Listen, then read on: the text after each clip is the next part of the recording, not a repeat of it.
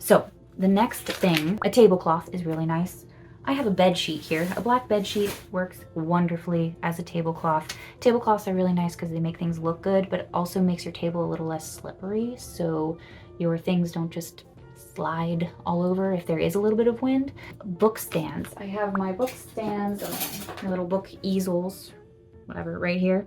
I just set my book right here, like that, and I put my rocks like that, and it works like a charm. Yeah, I love these things. I got them at Dollar Tree for $1 each, so go and stock up. I have, the way that I put prices on my things is I write the price on a sticky note and I put it on the book because it's just easy, it's compact, I don't have to deal with any other signage. And then I also have a, my flyer stand, like I said, it's nice to have these plastic flyer stands. Clipboard. My clipboard. Clipboards are super useful. This is one of the coloring pages, and I will get to that part in a minute. So I have my clipboard where I put my giveaway sheet where people can sign their name, email, and how many entries they get for the giveaway. Right now I'm doing a giveaway where at the end of the summer, I will choose a person. I'll use a random number generator to choose one of the people who win a book of their choice. And that helps me get emails for the email list. I can grow my email list this way, and this is one of the only ways to do it, honestly, because a lot of people will not give you their email just because. Having a giveaway helps get more emails. That is, yeah, one more little tip.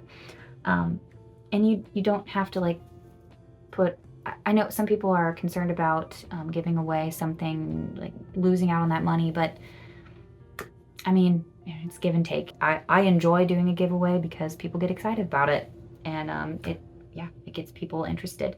So clips. You never know exactly when or what you'll need it for, but having clips is very, very good. Extra pens, markers, pencils, extra paper of some kind is always good. Tape is good to have. Anything else that you might feel like toting along, you'll find out what you need and don't need depending on what you're selling. Now, what are some tricks and other little things that you can add to your booth to make it more enticing, more interesting? Get people to want to come over. So I already mentioned the giveaways. The giveaway can be really nice for people. You can shout out to people, like, I'm doing a giveaway, book giveaway here if you want to come sign up.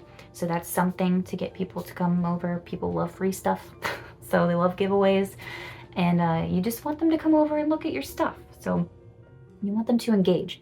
So giveaways are great. Various signs, banners, posters. What are they? They have tablecloths that you can put like pictures of your stuff on and your name and all that fancy stuff. And then cutouts, big cardboard or wooden cutouts. This is what I want to do. I want to get a big cardboard or create a wooden cutout of some of my favorite characters that I've illustrated, because not only does that get people like to look at your booth, they go, oh, what is that? That's cool. People can take pictures. Children can take pictures with your character, and they love that kind of stuff. So it is not only something to attract attention, it is also something to engage with, like something interactive. You can take a picture with this character. Genius, and I need to do it. So we're working on doing that. So another thing that you can do, this one is more, it's more of a cost. I mean, the cutouts and signs are definitely a cost as well. Stuffed animals. Some people will create stuffed animals of their characters to put on their table along with their books or whatever thing to get people interested in coming over. They can hold it, they can touch it, something to interact with. And obviously they can interact with your books as well. I highly recommend if somebody comes over saying, please, you can open any of them, go ahead and take a look, because many times the people don't want to just go and pick up your stuff. They don't want to be told, oh, don't touch that, or oh, don't look through that. Tell them to read the book. They can stand right there and read it. Let them open the book and take a look and see what it is they will be buying. They'll be much more likely to buy it if you let them take a look at it.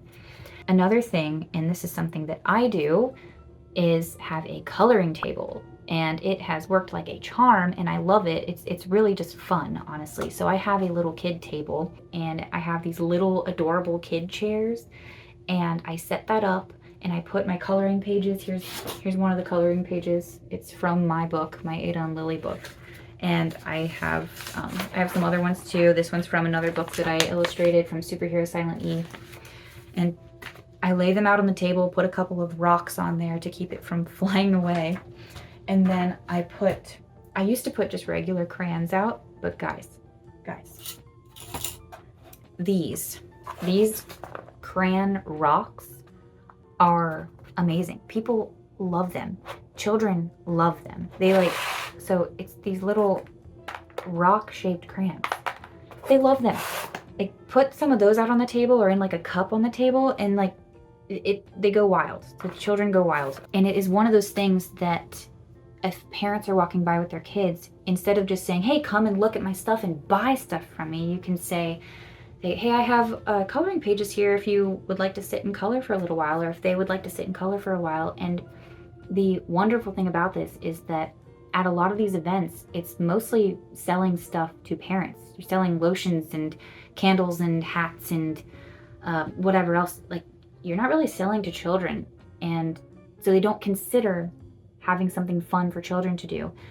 And if you have a booth that has something fun, an activity for children to do, a lot of parents, I have noticed, and a lot of children really appreciate it, and they will come and sit at your booth for like 10, 15 minutes enjoying coloring a page while they look at your books or whatever else you have. It is really awesome. And then you just get all these cute little kids, and they get to interact with your stuff, and it's just fun. And it has worked wonderfully. Other tips for getting sales. So I see a lot of people at these events, a lot of people selling different products I don't know how they do it. I can't do it. They just sit back. They just sit in their chair and they just wait for people to come into their booth and look at their stuff and ask a price or whatever.